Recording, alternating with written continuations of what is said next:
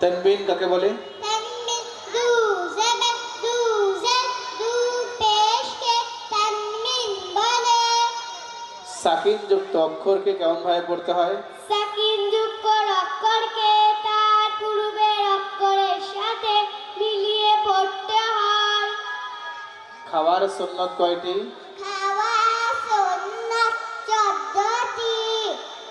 কি কি?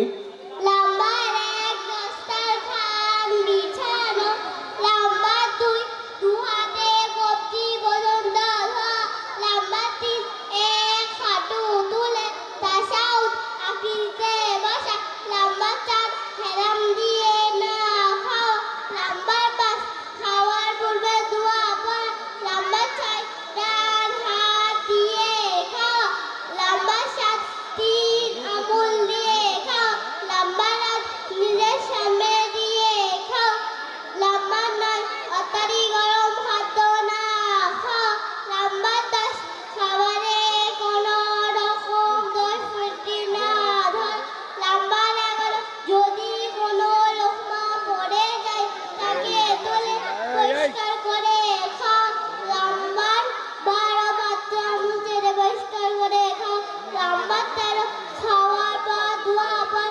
নাম্বার 14 খাওয়ার পর হাত ধোয়া এবং কুল্লি করা। জাযাকাল্লাহ খাইর। কালিমায়ে তাইয়্যিবা। কালিমায়ে তাইয়্যিবা লা ইলাহা ইল্লাল্লাহু মুহাম্মাদুর রাসূলুল্লাহ সাল্লাল্লাহু আলাইহি ওয়াসাল্লাম। অর্থ আল্লাহ ছাড়া কোনো উপাস্য নেই, হযরত মুহাম্মদ সাল্লাল্লাহু আলাইহি ওয়াসাল্লাম আল্লাহ তাআলার রাসূল। এটি হাদিসের কোন কিতাবে আছে? আল মুজাহিদ কিতাবে আছে। কালিমায়ে শাহাদাত কোন হাদিসে বর্ণনা করা হয়েছে?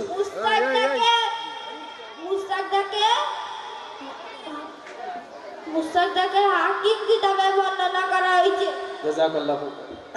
কোন সাহাবী বর্ণনা করেছেন? আব্দুল্লাহ বিন আমর বিন আস রাদিয়াল্লাহু আনহু।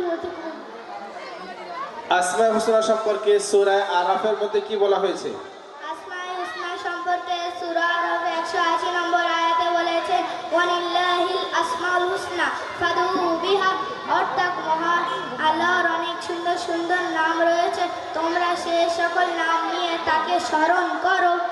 জাযাকাল্লাহ খাইর হাসান। আসমায়ে হুসনা বলো তো।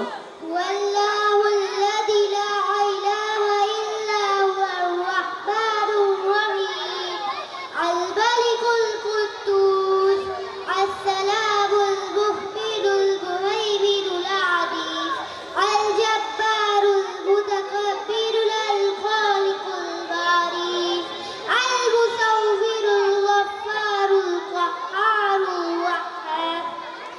আসমায়ে হুসনা মুখস্থ করার ফজিলত কি? প্রিয় নবীজি সাল্লাল্লাহু আলাইহি ওয়াসাল্লাম বলেছেন, নিশ্চয়ই মহান আল্লাহ নবীজির নাম রেখেছে, যে ব্যক্তি সমস্ত নাম সমূহ মুখস্থ করবে সে অবশ্যই জান্নাতে প্রবেশ করবে। কোসরের ফরজ কয়টি? গোসলের ফরজ 3টি। কি কি?